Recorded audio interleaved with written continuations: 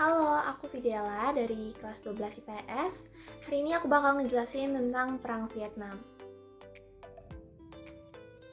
Perang Vietnam disebut juga sebagai Perang Indochina Kedua.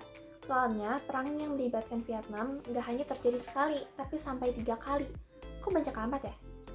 Jadi, Perang Indochina terdiri dari Perang Indochina Pertama, Perang Indochina Kedua, atau yang lebih kita kenal sebagai Perang Vietnam, dan Perang Indochina Ketiga. Karena kita lagi ngebahas sejarah Perang Vietnam, jadi kita akan fokus ngobrolin tentang Perang Indochina Kedua. Latar belakang Perang Vietnam bermula dari Perang Indochina Pertama. Mungkin kalian bingung, Indochina itu apaan sih? Jadi, Indochina adalah wilayah yang berada di bawah jajahan Prancis pada tahun 1987 sampai 1950-an. Ada 3 negara yang berada di Indochina, yaitu Vietnam, Laos, dan Kamboja. Jadi, Perang Indochina terjadi di salah satu negara-negara itu. Oke, kita balik ke Perang Indochina Pertama. Peristiwa ini merupakan perang kemerdekaan negara Vietnam dari penduduk Perancis. Pentolan pejuang kemerdekaan Vietnam saat itu adalah Ho Chi Minh. Ho Chi Minh merupakan bapak bangsa Vietnam sekaligus pendiri Viet Minh, organisasi yang fokus buat memperjuangkan kemerdekaan Vietnam. Organisasi ini menganut ideologi komunisme. Nah, sebenarnya Ho Chi Minh sudah memerdekakan Vietnam pada tahun 1945. Namun, Ho Chi Minh baru secara resmi mendeklarasikan kemerdekaan negaranya setahun kemudian. Oke, Vietnam udah merdeka. Terus, kenapa harus ada perang lagi? Ya kayak Belanda yang datang lagi ke Indonesia meskipun negara kita sudah merdeka. Prancis juga balik lagi ke Vietnam pada tahun 1946. Hingga akhirnya terjadilah Perang Indochina Pertama pada 19 Desember 1946 sampai 20 Juli 1954. Perang Indochina Pertama berakhir dengan kekalahan Prancis di kota Dien Bien Phu, Vietnam bagian utara. Vietnam yang waktu itu dibantu sama Uni Soviet dan Republik Rakyat Tiongkok karena sama-sama komunis, akhirnya berhasil menjadi negara yang berdaulat. Namun, Vietnam masih belum bisa menjadi negara yang bersatu padu waktu itu. Sebagai jalan damai, Vietnam sama Prancis bikin kesepakatan melalui konferensi Jenewa pada 1954. Isinya, Vietnam dibagi menjadi 2 wilayah, yaitu Vietnam Utara dan Vietnam Selatan. Vietnam Utara yang beribu kota di Hanoi dikuasai oleh Ho Chi Minh. Sementara itu, Vietnam Selatan beribu kota di Saigon. Bao Dai dan Ngo Dinh Diem jadi penguasa Vietnam Selatan. Namun, Prancis masih aja nongkrong di Vietnam Selatan. Kan udah damai tuh, kenapa mereka malah perang? Apa yang menyebabkan terjadinya perang Vietnam? Sebenarnya, Vietnam Utara dan Vietnam Selatan ingin banget bersatu. Tapi, Vietnam Utara punya ideologi komunis yang disebarkan oleh Ho Chi Minh.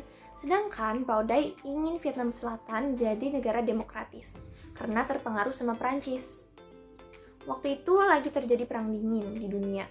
Perang dingin adalah perang ideologi antara 2 negara adikuasa, yaitu blok barat yang dipimpin oleh Amerika Serikat, yang menganut sistem politik demokratis dan ekonomi pasar bebas, dan blok timur yang dipimpin Uni Soviet yang berpaham komunis. Kedua blok itu bertarung buat memenangkan ideologinya masing-masing buat diviralkan ke seluruh dunia.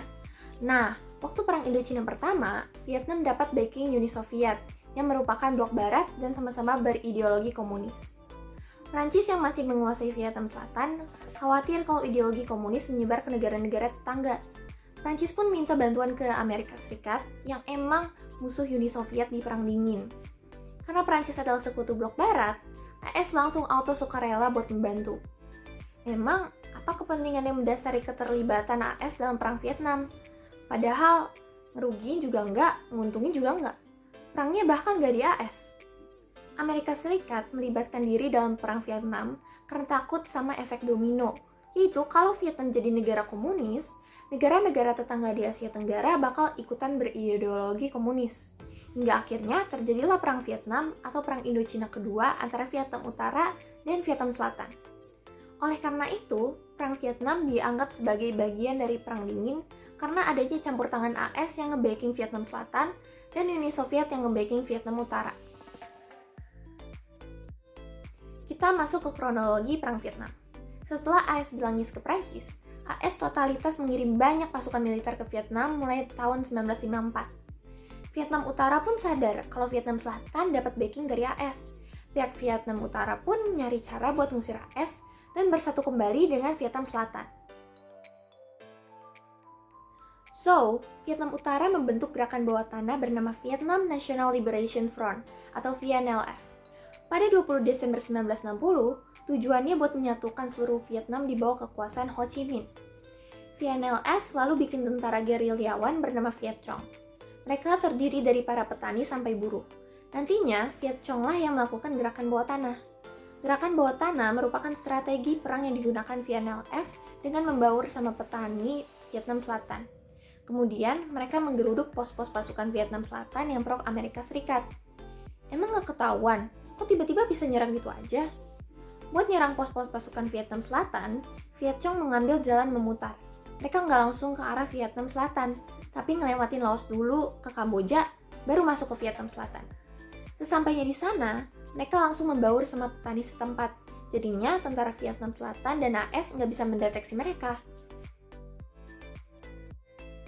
Pada tahun 1963, situasi di Vietnam makin panas.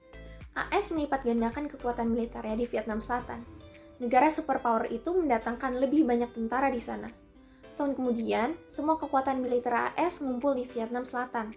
Mereka kemudian memborbardir Vietnam Utara, tepatnya di Teluk Tot Kim. Nah, peristiwa inilah yang membuat Perang Vietnam menjadi perang dengan penggunaan bom terbanyak melebihi Perang Dunia Kedua.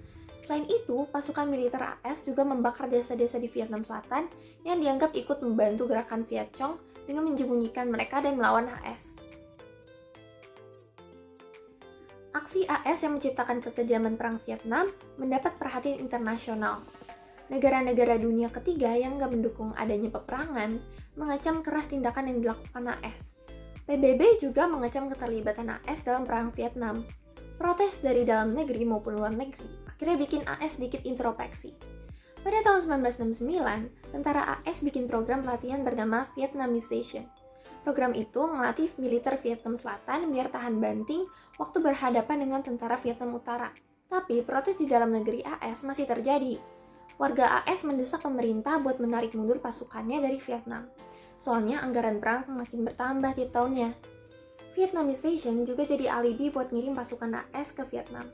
Pada akhirnya, tentara AS pada tewas cuma-cuma di medan perang. Warga AS udah nggak tahan sama kekejaman perang Vietnam.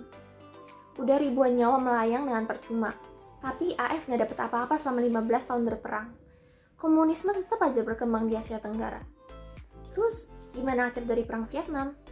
Pada tahun 1973, seluruh tentara AS akhirnya ditarik total dari Vietnam Selatan. Ini menjadikan Vietnam Utara sebagai pemenang perang Vietnam.